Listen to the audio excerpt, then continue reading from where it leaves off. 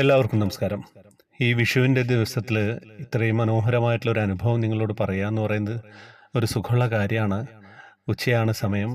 ഈ video upload ആവുന്ന ആ സമയത്താണ്. അപ്പോൾ എല്ലാവരും ഹെഡ്സെറ്റൊക്കെ വെച്ച് കേൾക്കുക, ഭക്തിയോടെ കേൾക്കുക. ഒരു വിധവയായ അമ്മയുടെ ഒരു അനുഭവമാണ്. ഞാൻ എപ്പോഴും പറയാറില്ലേ, ജീവിതത്തിലെ ഓരോ ഏടുകളാണ് ഓരോ അനുഭവങ്ങളെന്ന്.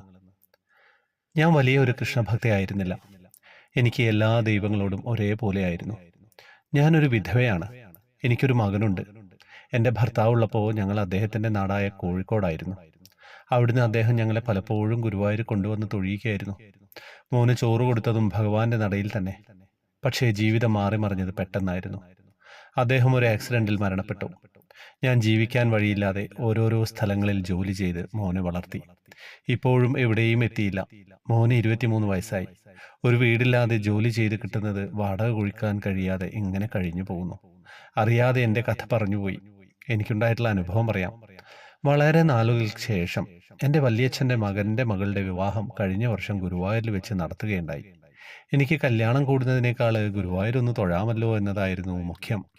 തികഞ്ഞ ഒരു കൃഷ്ണഭക്തയാണ്. അവരോട് കൂടുതൽ ഇടപഴകി ഞാനും എൻ്റെ മോനും ഒരു ഭഗവാന്റെ ഭക്തിയായി എന്ന് വേണം പറയാൻ. പിന്നീട് ഞങ്ങൾക്കെല്ലാം കണ്ണനായി.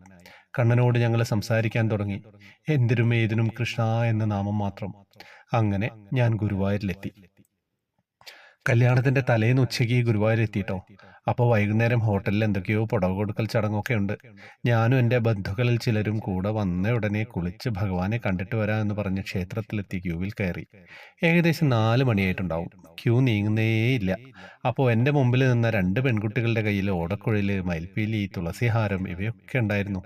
ഞാൻ അവരോട് ചോദിച്ചു, ഇതെന്താ വല്ല വഴിപാടുവാണോ ഇതൊക്കെ വാങ്ങി വെക്കുന്നതെന്ന്.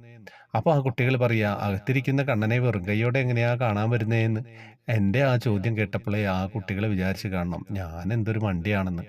അത് കഴിഞ്ഞ് ഞാൻ സെക്യൂരിറ്റിയോട് അനുവാദം വാങ്ങി വേഗം പുറത്തു കടന്നു. കണ്ണന് തുളസി ഹാരമൊക്കെ വാങ്ങി ഓടി വന്നു. വീണ്ടും ക്യൂവിൽ നിന്നു. അപ്പോൾ എൻ്റെ അടുത്ത് മണ്ടൻ ചോദ്യം. ഞാൻ കുട്ടികളോടായി പറയാ, ഞങ്ങളിവിടെ ഒരു കല്യാണത്തിന് വന്നതാ, വേഗം തൊഴുതു പോകണം, വൈകുന്നേരം ഹോട്ടലിൽ ഫംഗ്ഷൻ ഉണ്ടെന്ന്. എൻ്റെ വർത്തമാനം കേട്ട് കുട്ടികൾ ചിരിച്ചു. ഏകദേശം 2 മണിക്കൂർ കഴിഞ്ഞിട്ടും ക്യൂ അധികം നീങ്ങിയിട്ട് പോലുമില്ല. അപ്പോൾ കുട്ടികൾ പറഞ്ഞു, ചേച്ചി അങ്ങനെ പെട്ടെന്നൊന്നും പുള്ളിക്കാരനെ കാണാൻ കഴിയില്ല. ഞങ്ങൾ 3 ദിവസമായി ക്യൂവിൽ വന്ന് നിൽക്കും. ഡാൻസ് പ്രോഗ്രാമിന് വന്നതാണ്. ക്യൂ ഏകദേശം അടുക്കലെത്തുമ്പോൾ അകത്തുനിന്നും എന്തെങ്കിലും ഒരു അറിയിപ്പ് വരും. പിന്നെ അകത്തേക്ക് കടത്തിവിട്ടില്ല. അപ്പോൾ അവർ ഇറങ്ങി കൊടിമരച്ചുവട്ടിൽ നിന്ന് പ്രാർത്ഥിച്ച് മടങ്ങാറാണ്. പക്ഷെ ഇന്ന് എത്ര വൈകിയാലും ഞങ്ങൾ കണ്ണനെ കണ്ടിട്ടേ പോകൂ. നാളെ അവർ തിരിച്ചു പോവുകയാണ് എന്ന്. ഭഗവാനെ, എൻ്റെ ഒരു മണ്ടത്തരം. ഇപ്പോൾ ഭഗവാനെ കണ്ടു മടങ്ങാമെന്ന് വിചാരിച്ചെന്ന് ഞാൻ കേൾക്കുന്നു ദീപാരാധനയ്ക്ക് നട അടച്ചിരിക്കുന്നു എന്ന്. അപ്പോൾ വിചാരിച്ചു ദീപാരാധന കഴിഞ്ഞാൽ ഉടനെ തൊഴാൻ കഴിയുമല്ലോ എന്ന്. ദീപാരാധന കഴിഞ്ഞു. കുറച്ചു കഴിഞ്ഞു ക്യൂ നീങ്ങി തുടങ്ങി. കുറച്ചു കഴിഞ്ഞപ്പോൾ പിന്നെയും എന്തോ പൂജ. ഇനി 8 മണി കഴിഞ്ഞേ അകത്തേക്ക് കടത്തി വിടുകയുള്ളൂ എന്ന് സെക്യൂരിറ്റി. അപ്പോൾ ഞങ്ങളെ അന്വേഷിച്ച് ബന്ധുക്കൾ വന്നു. അവിടുത്തെ ചടങ്ങിൽ പങ്കെടുക്കാൻ നിർബന്ധിച്ചു. സെക്യൂരിറ്റിയോട് പറഞ്ഞപ്പോൾ ഇവിടെ അടുത്തല്ലേ, പോയി വന്നോളൂ എന്ന് പറഞ്ഞു. പോയി വേഗം വരാമെന്ന് പറഞ്ഞു ഹോട്ടലിൽ ചെന്നു. ചെന്നപ്പോൾ അവിടുത്തെ ചടങ്ങ് കഴിഞ്ഞു. അപ്പോൾ എൻ്റെ കൂടെ വന്ന അനിയത്തിമാർ എന്നെ വഴക്ക് പറയാൻ തുടങ്ങി. ആ ക്യൂവിൽ നിന്നാൽ മതിയായിരുന്നു എന്ന് പറഞ്ഞു. ഞാൻ വീണ്ടും അമ്പലത്തിലേക്ക് ഓടി. അവിടെ ചെന്നപ്പോൾ നമ്മളോട് പറഞ്ഞ സെക്യൂരിറ്റി മാറിപ്പോയി. വേറെ ആള്. അയാളോട് എത്ര പറഞ്ഞിട്ടും ഞങ്ങളെ കയറ്റി വിട്ടില്ല. അവസാനം ഞാൻ ആ കൊടിമരച്ചുവട്ടിൽ വാങ്ങിയ ഹാരം വെച്ച് പ്രാർത്ഥിച്ചു നിൽക്കുമ്പോൾ എൻ്റെ മുമ്പിൽ നിന്ന കുട്ടികൾ കയറിപ്പോകുന്നത് കണ്ടു. എൻ്റെ ബന്ധുക്കളും അനിയത്തിയും എന്നെ വഴക്ക് പറയാൻ തുടങ്ങി. ഇവിടെ നിന്നിരുന്നെങ്കിൽ തൊഴാമായിരുന്നല്ലോ എന്ന് പറഞ്ഞു. ഞാൻ അവിടെ കൊടിമരത്തിന്റെ അവിടെ നിന്ന് കരഞ്ഞു. പിന്നീട് ഞങ്ങൾ തിരികെ പോന്നു. പിറ്റേന്ന് കല്യാണം 5 മണിക്കാണ്. ഞങ്ങൾ 2 മണിക്ക് എണീറ്റ് കുളിച്ചു വീണ്ടും ഭഗവാന്റെ നടയിലെത്തി. ഞാനൊരു ഹാർട്ട് പേഷ്യൻ്റ് ആണ്.